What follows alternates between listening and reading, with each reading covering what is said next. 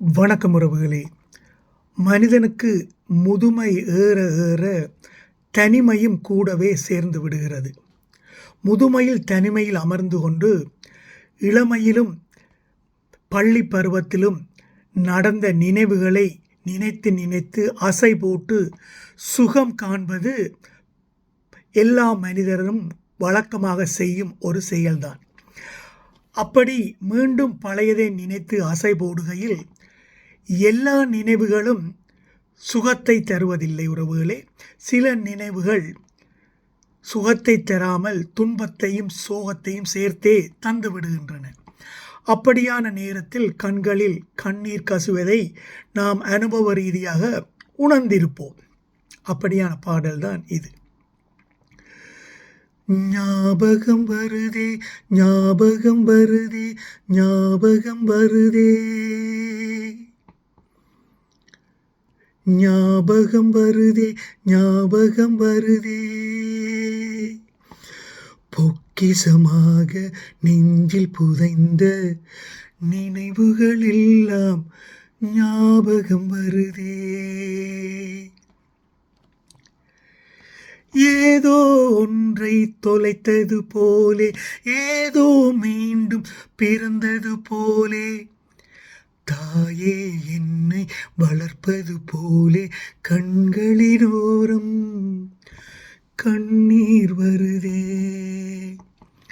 சிறுவயதில் படித்த பள்ளிக்கூடம், பழகிய நண்பர்கள், முதல் வகுப்படுத்த கௌரி டீச்சர், ஹோம்ஒர்க் செய்யாமல் கையை நீட்டி பிரம்பால் அடி வாங்கியது, இப்படியெல்லாம் தொடரும் நினைவுகளால் ஆனந்த கண்ணீர் கூட வருவதுண்டு உறவுகளே.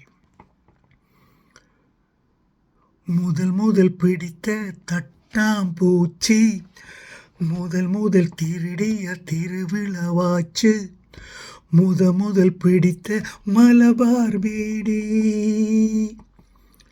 முதல் வாங்கிய முத்தம், முதல் எழுதிய காதல் கடிதம், இப்படியென்று இளமை கனவுகள் முதுமை நேரத்திலும் சந்தோஷத்தை தருவன உறவுகளே. முதல் சேர்த்த உண்டியல் காசு, முதல் பார்த்த டூரிங் சினிமா, முதல் ஜெயித்த சடுகுடு போட்டி, இப்படி எல்லா நினைவுகளும் முதுமையில் ஒரு ஈசிச்சியாரில் உட்கார்ந்து கொண்டு விட்டத்தை பார்த்து கொண்டு நினைத்து நினைத்து வாழும் முதுமை காலம் கூட ஒரு விதத்தில் சுகம்தான் உறவுகளே. சேரன் ஆட்டோகிராஃப் என்ற படத்தில் டைரக்ட் செய்து இந்த பாடலுக்கும் நடித்திருப்பார். அந்த படம் அமோக வெற்றி பெற்றதில் இருந்து நாம் தெரிந்து கொள்ளலாம் மனிதன் எப்படியான இளம் பருவ எண்ணங்களை எண்ணி எண்ணி முதுமையில் வாழ்ந்து கொண்டு இருக்கிறான் என்பதற்கு அது ஒரு சாட்சியாக அமைந்து விட்டது அந்த படத்தின் வெற்றி உறவுகளை.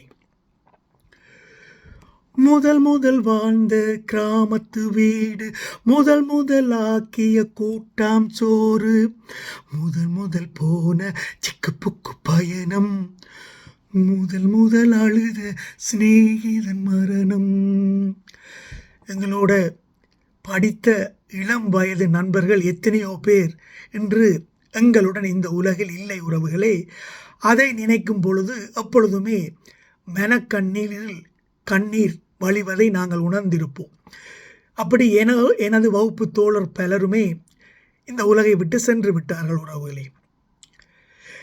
ஏதோ ஒன்றை தொலைத்தது போலே, ஏதோ மீண்டும் பிறந்தது போலே, தாயே என்னை வளர்ப்பது போலே கண்களினோரம் கண்ணீர் வருதே.